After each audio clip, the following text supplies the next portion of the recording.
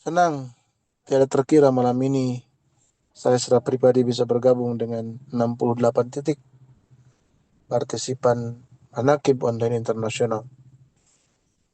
Pada kesempatan yang mulia ini, izinkan saya sedikit menyampaikan apa yang saya bacakan pada muqaddimah tadi.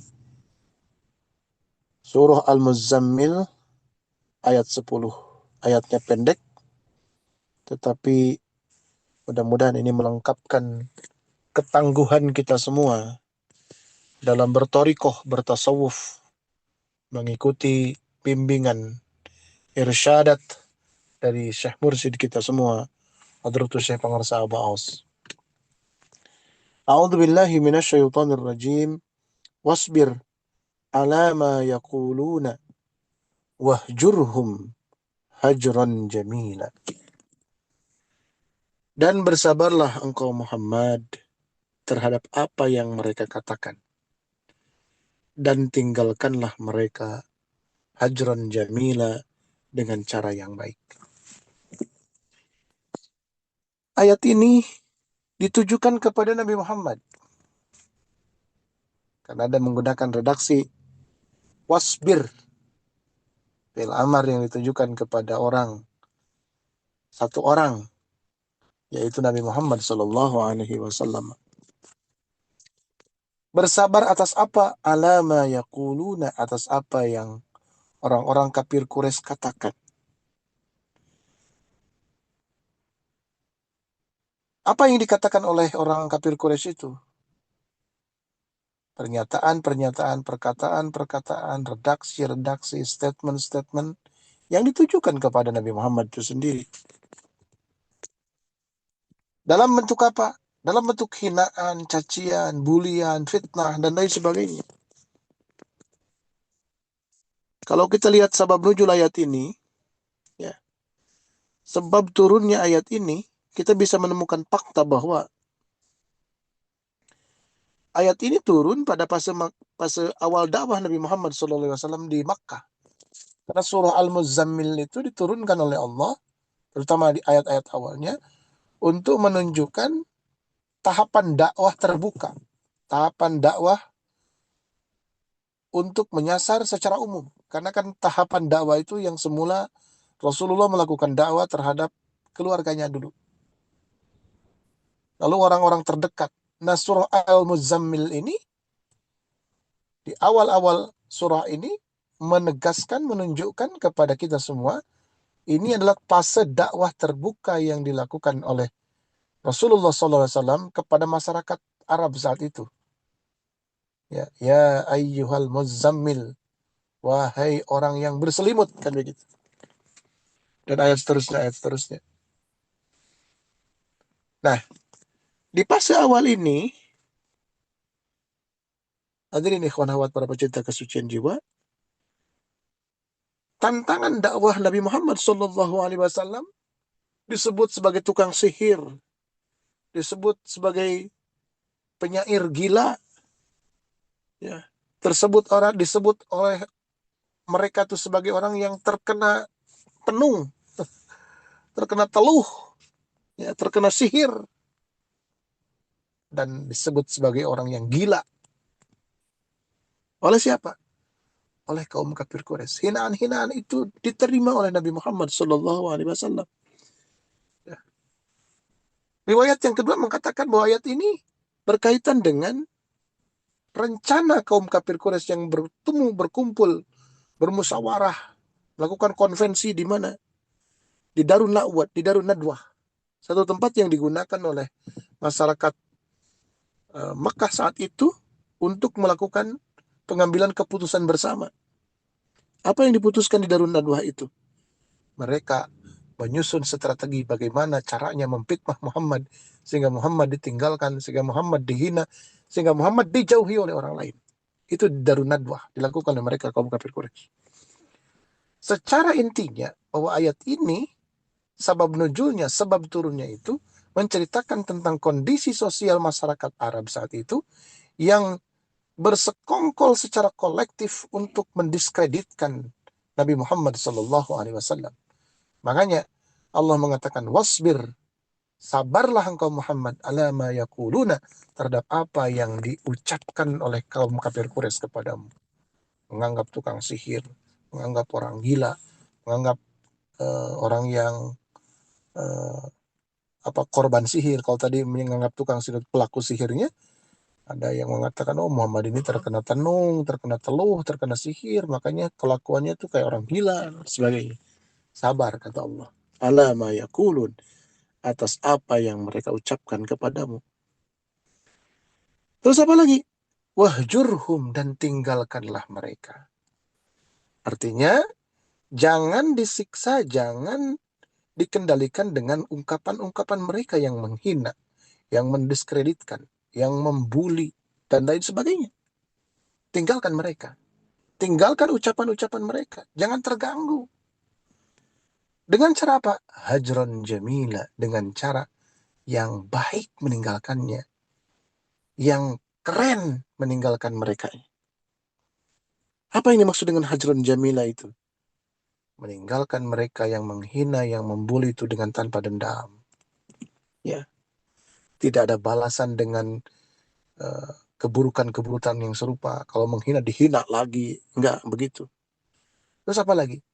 Jaga wibawa. Jaga wibawa itu dengan cara apa? Nah, ini ada satu pepatah dalam bahasa Arab yang pernah saya hafalkan dulu ketika mondok itu. Ya.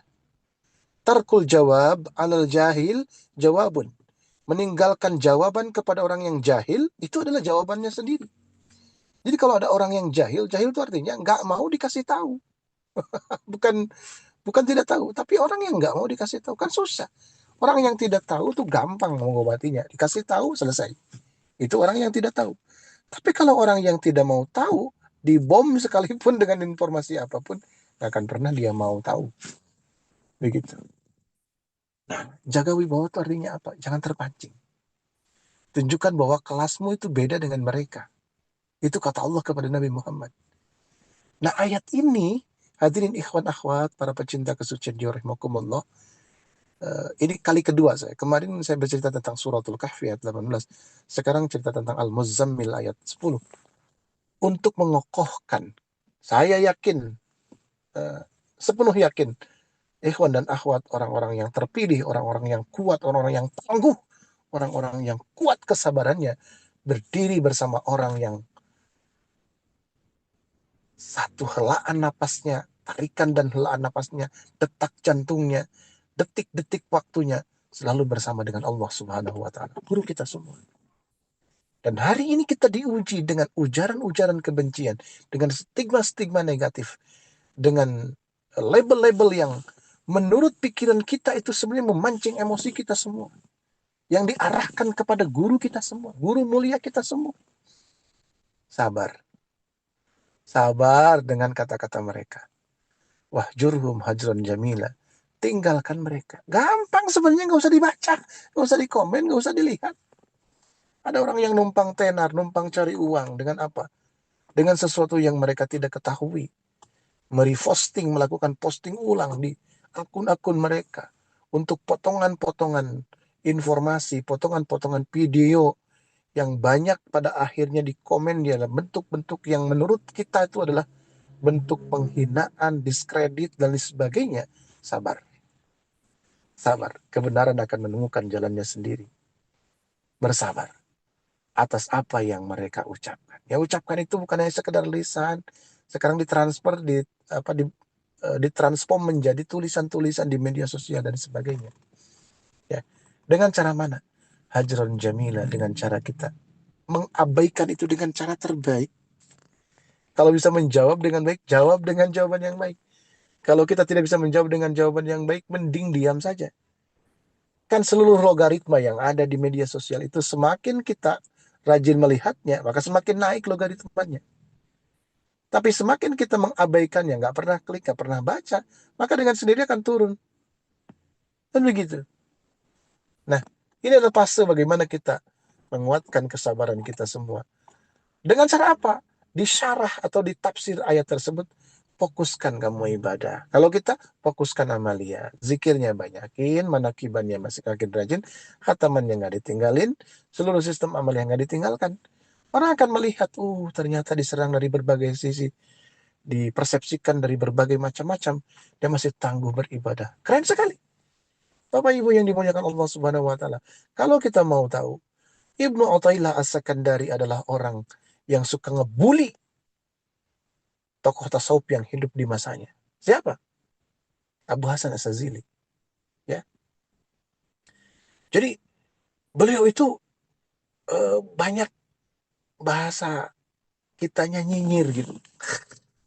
Belajar tasawuf kayak begitu, ilmu masih rendah, ibadahnya belum sempurna, wudunya juga masih acak-acakan.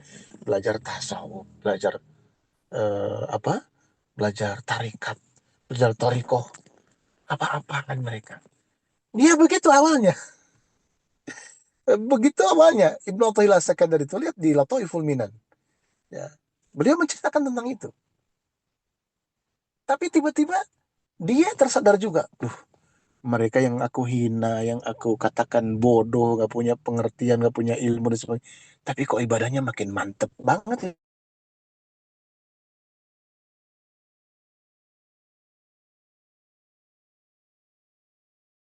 Itu. Istiqomah orang yang pintar-pintar. Lalu masuk ke majelis. Bisa digunakan oleh orang oleh beliau itu. Beliau menyaksikan kok begitu nikmat sekali ibadah mereka itu.